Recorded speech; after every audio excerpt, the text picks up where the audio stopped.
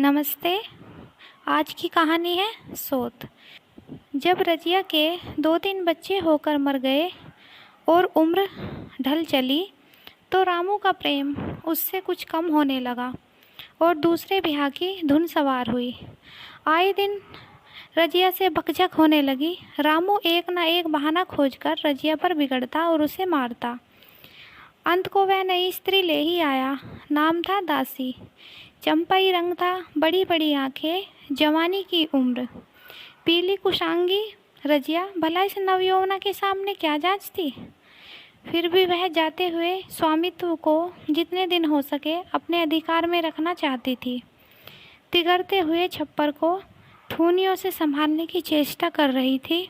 इस घर को उसने मरमर कर बनाया है, उसे सहज ही मैं नहीं छोड़ सकती। वह इतनी बेसमझ नहीं है कि घर छोड़कर चली जाए और दासी राज करे। एक दिन रजिया ने रामू से कहा, मेरे पास साड़ी नहीं है, जाकर ला दो। रामू उसके एक दिन पहले दासी के लिए अच्छी सी चुंदरी लाया था। रजिया की मांग सुनकर बोला, मेरे पास अभी रुपया नहीं है। रजिया को साड़ी की उतनी चाहना थी जितनी रामू और दसिया के आनंद में विघ्न डालने की। बोली, रुपए नहीं थे तो कल अपनी चहेती के लिए चुंदरी क्यों लाए। चुंदरी के बदले उसी दाम में 2 साड़ियाँ लाते तो एक मेरे काम ना आ जाती। रामू ने स्वेच्छा भाव से कहा, मेरी इच्छा, जो चाहूँगा करूँगा। तू बोलने वाली कौन है। अभी उसके खाने खेलने के दिन है। तू चाहती है उसे अभी से ही नून तेल की चिंता में डाल दूँ। यह मुझसे ना होगा। तुझे ओढ़ने पहनने की साध है तो काम कर।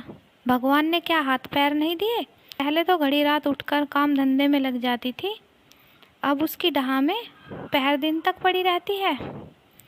तो रुपए क्या आकाश से गिरेंगे। मैं तेरे लिए अपने जान थोड़े ही दे दूं। रजिया ने कहा, तो क्या मैं उसकी लौंडी हूँ कि वह रानी की तरह पड़ी रहे और मैं घर का सारा काम करती रहूं। इतने दिनों छाती फाड़कर काम किया, उसका यह फल मिला। तो अब मेरी भला काम करने आती है। मैं जैसे रखूँगा तुझे वैसे ही रहना पड़ेगा। मेरी इच्छा होगी रहूँगी, नहीं अलग हो जाऊँगी। जो तेरी इच्छा हो कर। मेरा गला छोड़। अच्छी बात है, आज से तेरा गला छोड़ती हूँ। समझ लूँगी विधवा हो गई। रामू दिल में इतना तो समझता था कि यह गृहस्थी रजिया की जोड़ी हुई है। चाहे उसके रूप में उसके लोचन विलास के लिए आकर्षण न हो। संभवतः कुछ देर बाद वह जाकर रजिया को मना लेता, पर दासी भी कूटनीति में कुशल थी। उसने गरम लोहे पर चोटें जमाना शुरू की। बोली, आज देवी किस बात पर बिगड़ रही थी। रामू ने उदास मन से कहा, तेरी चुंदरी के पीछे रजिया महाभारत मचाए हुए है। अब कहती है अलग रहूँगी। मैंने कह दिया, तेरी जैसी इच्छा हो कर। दसिया ने आंखें मटकाकर कहा, यह सब नखरे हैं कि आकर हाथ पांव जोड़े, मनावन करे और कुछ नहीं। तू चुपचाप बैठे रहो। 2-4 दिन में आप ही गर्मी उतर जाएगी। तुम कुछ बोलना नहीं, उसका मिजाज और आसमान पर चढ़ जाएगा। रामू ने गंभीर भाव से कहा, दासी तुम जानती हो वह कितनी घमंडिन है। वह मुँह से जो बात कहती है उसे करके छोड़ती है। रजिया को भी रामू से ऐसी कृतज्ञता की आशा न थी। वह जब पहले किसी सुंदर नहीं, इसलिए रामू को अब उससे प्रेम नहीं है। पुरुष चरित्र में यह कोई असाधारण बात न थी, लेकिन रामू उससे अलग रहेगा इसका उसे विश्वास न था। यह घर उसी ने पैसा जोड़कर बनवाया।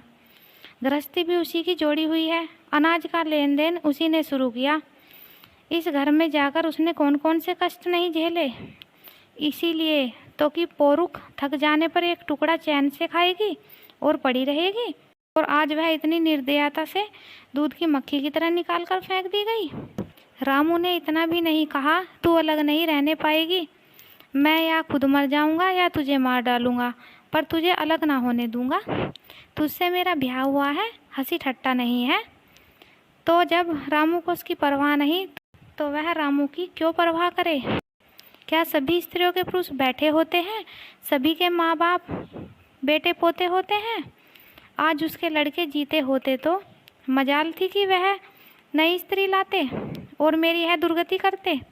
इस निर्दयी को मेरे ऊपर इतनी भी दया न आई। नारी हत्या की सारी परवस्था इस अत्याचार से विद्रोह करने लगी। वही आग जो मोटी लकड़ी को स्पर्श भी नहीं कर सकती, फूस को जलाकर भस्म कर देती है। दूसरे दिन रजिया एक दूसरे गांव में चली गई। उसने अपने साथ कुछ न लिया। जो साड़ी उसके देह पर थी वही सारी संपत्ति थी। विधाता ने उसके बालकों को पहले ही छीन लिया था, आज घर भी छीन लिया। रामू उस समय दासी के साथ बैठा हुआ आमोद विनोद कर रहा था। रजिया को जाते देखकर शायद वह समझ ना सका कि वह चली जा रही है। रजिया ने यही समझा। इस तरह चोरों की भांति जाना भी न चाहती थी। वह दासी को, उसके पति को और सारे गांव को दिखा देना चाहती थी कि वह इस घर से ढेले की भी चीज़ नहीं ले जा रही है। गांव वालों की दृष्टि में रामू का अपमान करना ही उसका लक्ष्य था। उसके चुपचाप चले जाने से तो कुछ भी ना होगा।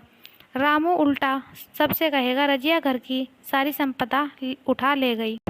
उसने रामू को पुकार कर कहा, संभालो अपना घर, मैं जाती हूँ। तुम्हारे घर की कोई भी चीज़ अपने साथ नहीं ले जाती। रामू एक क्षण के लिए कर्तव्य भ्रष्ट हो गया। क्या कहे उसकी समझ में नहीं आया। उसे आशा न थी कि वह यूँ चली जाएगी।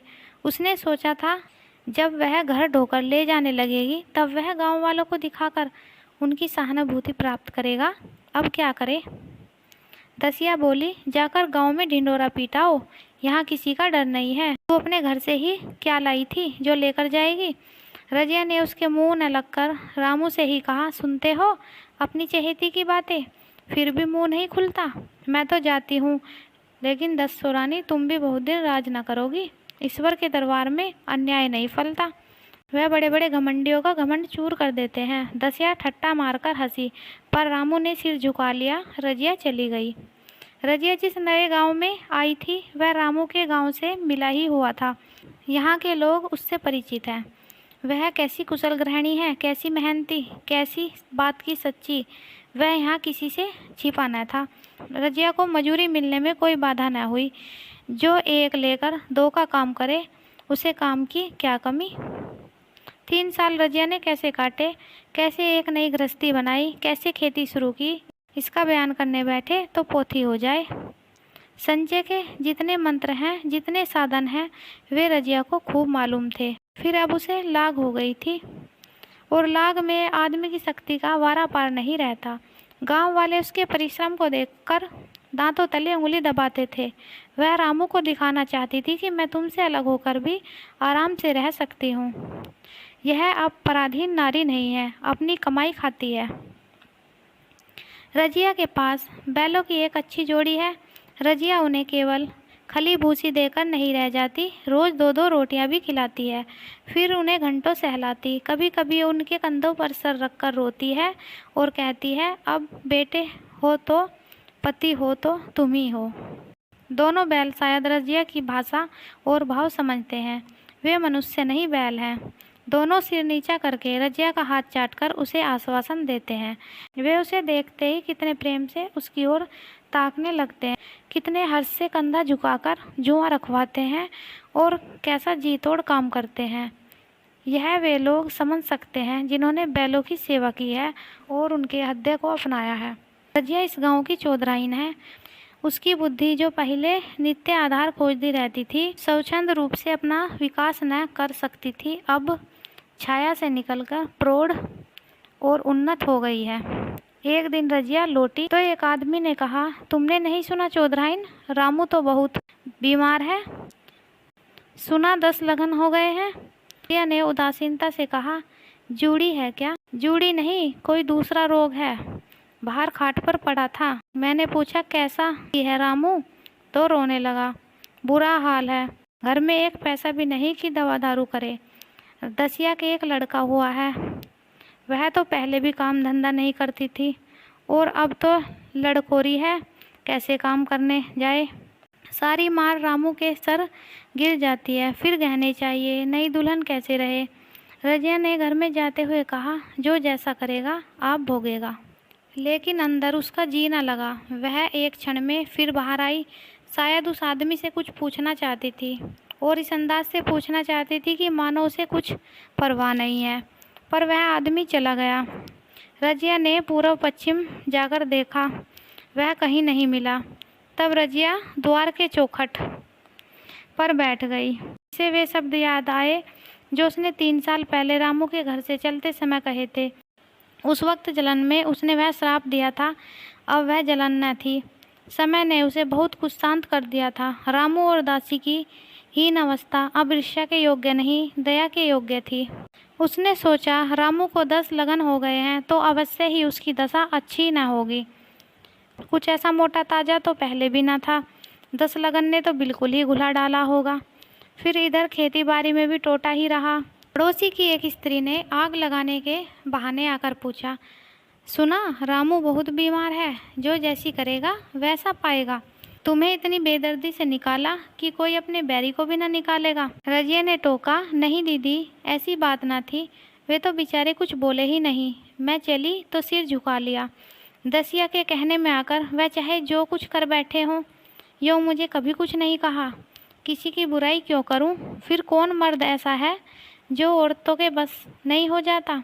दसिया के कारण उनकी यह दशा हुई है। पड़ोसिन ने आग न मांग मुंह फेर कर चली गई। दसिया ने कलसा और रस्सी उठाई और कुएं पर पानी खींचने गई। बैलों को सानी पानी देने की बेला आ गई थी, पर उसकी आंखें उस रास्ते की ओर लगी हुई थी जो मलसी रामू का गांव को जाता था। कोई उसे बुलाने अवश्य आ रहा होगा। नहीं, बिन बुलाए वह कैसे जा सकती है? लोग कहेंगे आखिर दौड़ी आई ना। मगर रामू तो अचेत पड़ा होगा। 10 लगन थोड़े नहीं होते, उसकी देह में था ही क्या? फिर उसे कौन बुलाएगा? दसिया को क्या गरज पड़ी है? कोई दूसरा घर कर लेगी, जवान है, 100 ग्राहक निकल आवेंगे। अच्छा, वह आ तो रहा है। हाँ, आ रहा है। कुछ घबराया सा जान पड़ता है। कौन आदमी है? इसे तो कभी मलसी में नहीं देखा। मगर उस वक्त से मलसी कभी गई भी तो नहीं। 2-4 नए आदमी आकर बसे ही होंगे। बटोही चुपचाप कुएं के पास से निकला। रजिया ने कलसा जगत पर रख दिया और उसके पास जाकर बोली, रामू महतो ने भेजा है तुम्हें? अच्छा तो चलो घर, मैं तुम्हारे साथ चलती हूँ। नहीं, अभी मुझे कुछ देर है। बैलों को सानी पानी देना है, दिया बत्ती करनी है। तुम्हें रुपए दे दूँ, जाकर दसिया को दे देना। कह देना कोई काम हो तो बुला भेजे। बटही रामू को क्या जाने, किसी दूसरे गांव का रहने वाला था। पहले तो चकराया, फिर समझ गया। चुपके से रजिया के साथ चला गया और रुपए लेकर लंबा हुआ। चलते चलते रजिया ने पूछा, अब क्या हाल है उनका? कोई ने अटकल से कहा, अब तो कुछ संभल रहे हैं। दसिया बहुत रोध हो तो नहीं रही है। रोती तो नहीं थी, वह क्या रोएगी, मालूम होगा पीछे। बटोही चला गया तो रजिया ने बैलों को सानी पानी किया, पर मन रामू की ही ओर लगा हुआ था। स्नेह स्मृतियाँ छोटी छोटी तारिकाओं की भांति मन में उदित होती जाती थी। एक बार जब वह बीमार पड़ी, वह बात याद आई।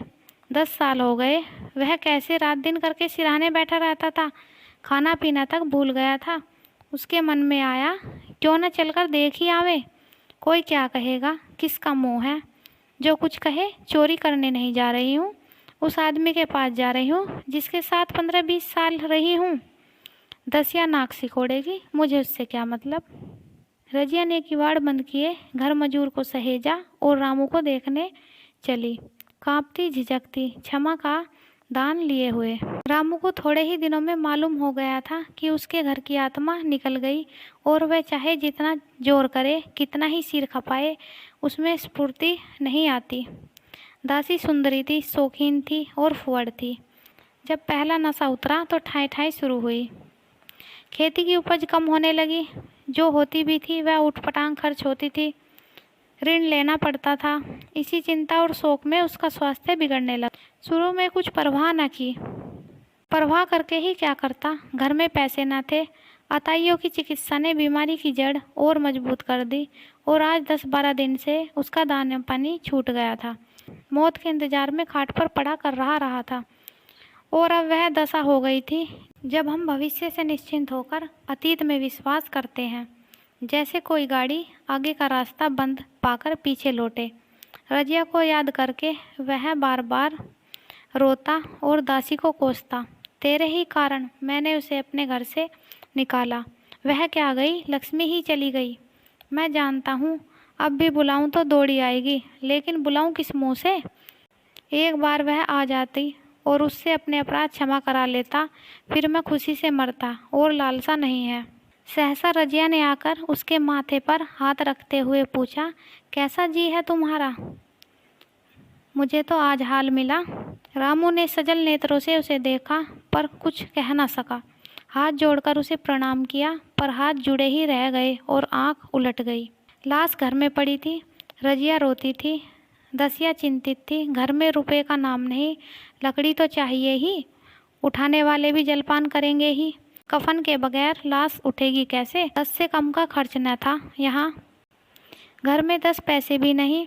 डर रही थी कि आज गहन आफत आई। ऐसे कीमती भारी गहने ही कौन थे? किसान की बिसात ही क्या? 2-3 नग बेचने से 10 मिल जाएंगे, मगर और हो ही क्या सकता है? उसने चौधरी के लड़के को बुलाकर कहा, देवर जी, यह बेड़ा कैसे पार लागे? गांव में कोई धेले का भी विश्वास करने वाला नहीं। मेरे गहने हैं, चौधरी से कहो इन्हें गिरो रखकर आज का काम चलाए, फिर भगवान मालिक है। रजिया से क्यों नहीं मांग लेती? सहसा रजिया आंखें पोंछती हुई आ निकली, कान में भनक पड़ी। पूछा, क्या है जोखू? क्या सलाह कर रहे हो? अब मिट्टी उठाओगे कि सलाह की बेला है? हाँ, उसी का ही सरंजाम कर रहा हूँ। रुपए पैसे तो यहाँ होंगे नहीं, बीमारी में खर्च हो गए होंगे। इस बेचारी को तो बीच मझदार में लाकर छोड़ दिया। तुम लपक कर उस घर चले जाओ। भैया कौन दूर है, कुंजी लेते जाओ। मंजूर से कहना भंडार से 50 रुपये निकाल दे। कहना ऊपर की पटरी पर रखे हैं। वह तो कुंजी लेकर उधर गया। इधर दसिया रजिया के पैर पकड़कर रोने लगी। बहनावे के ये शब्द उसके हृदय में बैठ गए। उसने देखा रजिया में कितनी दया, कितनी क्षमा है। रजिया ने उसे छाती से लगाकर कहा, क्यों रोती हो बहन? वह चला गया, मैं तो हूँ। किस बात की चिंता न कर। इसी घर में हम और तुम दोनों उसके नाम पर बैठेगी। मैं वहाँ भी देखूँगी, यहाँ भी देखूँगी। धाप भर की बात ही क्या। कोई तुमसे गहने पाते मांगे तो मत देना। दसिया का तो जी होता था कि सर पटक कर मर जाए। इसे उसने कितना जलाया, कितना रुलाया और घर से निकाल कर छोड़ा। रजिया ने पूछा, जिसके रुपए हों सूरत करके मुझे बता देना। मैं झगड़ा नहीं रखना चाहती। बच्चा दुबला क्यों हो रहा है? दसिया बोली, मेरा दूध होता ही नहीं। गाय जो तुम छोड़कर गई थी वह मर गई, दूध नहीं आता। राम राम, बेचारा मुरझा गया। मैं कल ही गाय लाऊंगी, गृहस्थी उठा लाऊंगी। वहाँ रखा क्या है? लाश उठी। रजिया उसके साथ गई। कोई 200 रुपये खर्च हो गए, किसी से मांगने न पड़े। दसिया के जौहर भी इस त्याग की आंच में निकल आए। विलासनी सेवा की मूर्ति बन गई। आज रामू को मरे 7 साल हो गए हैं। रजिया घर संभालते हुए है। दसिया को वह सोत नहीं, बेटी समझती है। पहले उसे पहनाकर तब आप पहनती है, उसे खिलाकर आप खाती है। जोखू पढ़ने जाता है, उसकी सगाई की बातचीत पक्की हो गई। इस जाति में बचपन में ही ब्याह हो जाता है। दसिया ने कहा, बहन गहने बनवाकर क्या करोगी? मेरे गहने तो धरे ही हैं। रजिया ने कहा, नहीं री, उसके लिए नए गहने बनवाऊंगी। अभी तो मेरा हाथ चलता है, जब थक जाऊं तो जो चाहे करना।